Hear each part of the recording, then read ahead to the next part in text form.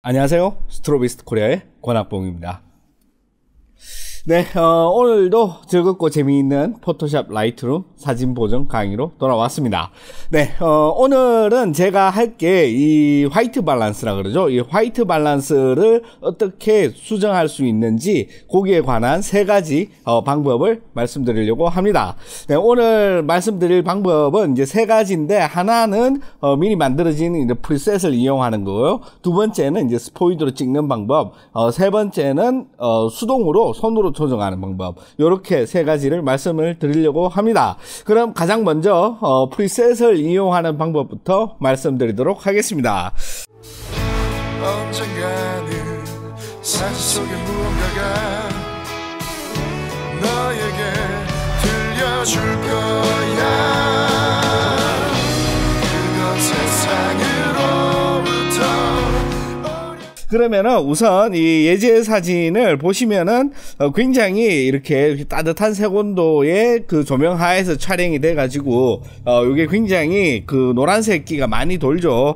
네, 여기 보시면은 화이트 밸런스는 여기 보면은 여기 스포이드가 있고 옆에 흰색 균형이라고 있죠. 그 흰색 균형에서 선택할 수 있는 값이 지금 원본으로 되어 있습니다. 요거를 원본 값을 클릭을 해 보면은 어도비에서 만들어 놓은 프리셋이 이렇게 나와요. 보면은 원본 값이 있는데, 이 원본 값이라는 거는 내가 촬영했을 때 이게 선택되어진 그 색온도 값을 그대로 그냥 쓰겠다 이 말입니다. 그 다음에 자동은 말 그대로 이 라이트룸에서 자동으로 자기가 화이트 밸런스를 찾아보겠다 이런 말이고, 일광은 그 일반 햇빛 태양광에서의 조건을 말하는 거예요. 흐림은 흐린 날씨, 그늘은 이제 맑은 날에 이제 그늘, 그리고 텅스텐 같은 경우에 우리가 알고 있는 백열전구라고 생각을 하시면 됩니다. 형광은 형광등이라고 하면 되고, 플래시는 우리가 사용하는 조명이 있죠. 사진용 조명, 제논램프 달려가지고 번쩍하는 그 사진용 조명이고, 사용자 정의는 이렇게 미리 만들어 놓은 그런 그 프리셋을 이용하는 그런 방법을 말하는 겁니다.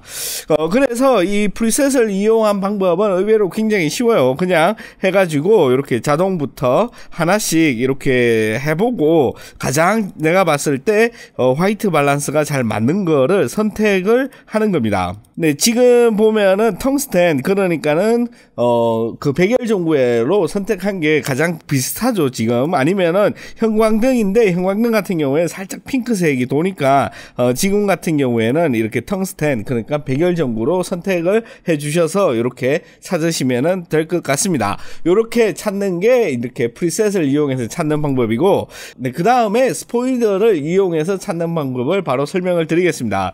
스포이드는 여기 여러분 다 보이시는 대로 여기 있어요. 여기 있는 이 스포이드를 그냥 클릭을 하면은 이 마우스 커서가 스포이드 모양으로 바뀌죠. 이때 내가 원하는 부분에다가 이 스포이드를 클릭을 해주기만 하면 됩니다. 그런데 어떤 물체에 클릭을 해야지 되느냐 이렇게 물으신다면은 이 사진을 찍기 전에 이 사진 안에 있는 것 중에 원래 색깔이 무채색에 가까운 거, 그러니까는 흰색이나 검정 혹은 회색 같이 색상이 아예 들어가 있지 않은 그런 것들을 클릭을 해 줘야지 돼요. 지금 제가 이 사진을 찍을 때는 접시가 하얀 접시였어요. 하얀 접시였기 때문에 저는 접시를 클릭을 해 줘 가지고 이렇게 화이트 밸런스를 찾아보려고 합니다. 그런데 만약에 원래 흰색이 아닌 다른 물체, 그러니까 이 오렌지 같은 데다 클릭을 하면은 이 컴퓨터는 이 오렌지를 최대한 회색으로 만들기 위해서 다른 색을 다 조정해 버려요. 그래서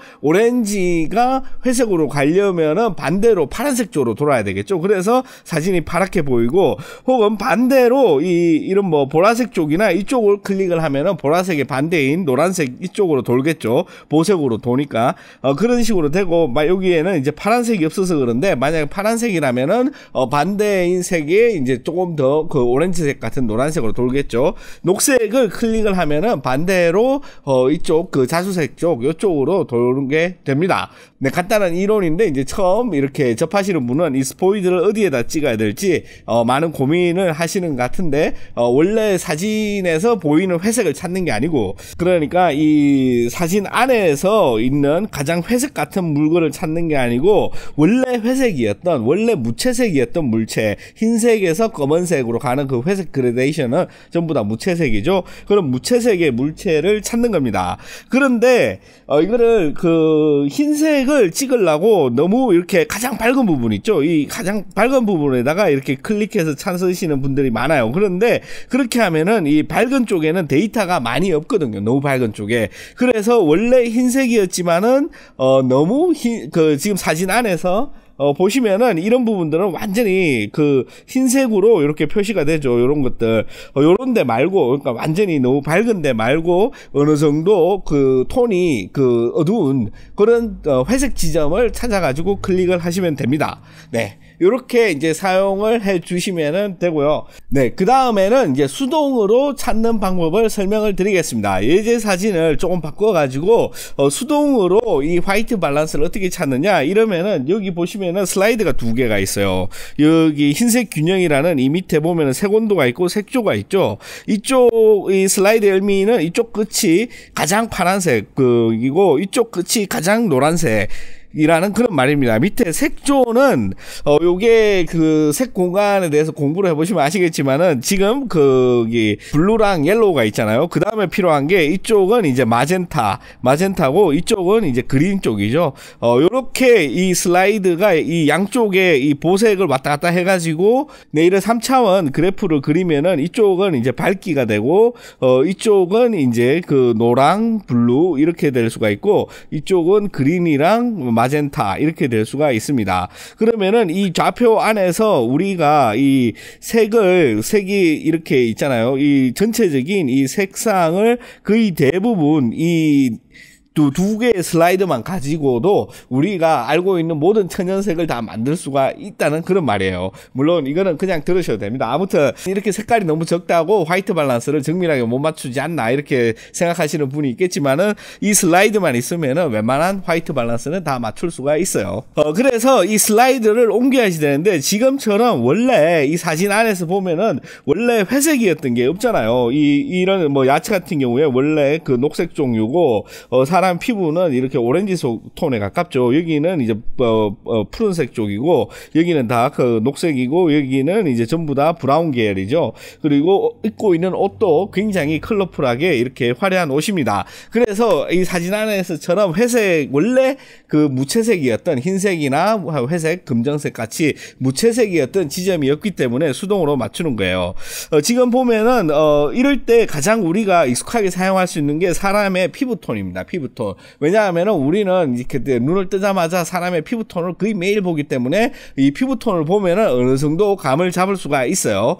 그래가지고 이 피부톤을 보고 조금 지금 너무 원래 조금 파란색 쪽으로 살짝 돌았죠. 그래가지고 살짝 노란색 쪽으로 살짝만 넘겨주면은 훨씬 더 화이트 밸런스가 맞는 거를 알 수가 있습니다. 지금 다시 한번 해보면은 이게 원래 원본이었고 이쪽으로 조금 돌려가지고 노란색 쪽으로 좀 돌려주면은 여러분들이 봤을 때 이 사람의 피부톤이 굉장히 정상적으로 보이는 거죠. 그래서 이렇게 이제 아무런 기준점이 없을 경우에는 이렇게 화이트 밸런스를 맞춰주면 됩니다. 네, 물론 이런 방법들 중에 어느 딱 하나만 쓰는 게 아니고 대체로 우리가 여러 가지 상황에 따라 가지고 뭐 프리셋을 한번 설정한 다음에 수동으로 맞춰주기도 하고 아니면은 스포이드로 찍은 다음에 수동으로 다시 맞춰주기도 하고 이런 식으로 다양하게 여러 가지 방법을 섞어서 사용을 합니다. 네, 오늘은 이렇게 간단하게 색에 대해서 알아보기 시작했습니다. 오늘 첫 번째로 이제 색온도